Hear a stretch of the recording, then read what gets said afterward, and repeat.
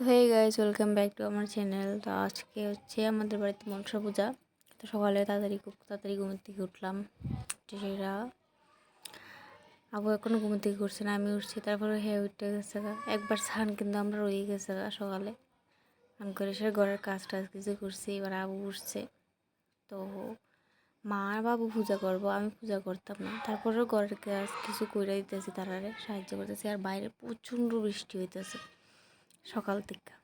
তো করে কাজ টাজ পুরো কমপ্লিট, আবুরও খাওয়াই লেছি। এবার স্নান করে এসেছি আমি, বাবু আর মা ঘরে ঠাকুর ঘরে কাজ করতেছে। এদিকে আমরা ঘরে কারেন্টও নাই, কারেন্টও গেছে। এদিকে পূজা রেডি হইতেছে। আমরা পূজা করু মাসি তারা বাড়িতে, আমরা বাড়িতে না। তো পূজা হয়ে গেছে, আমি আইছি, আবুও আইছে।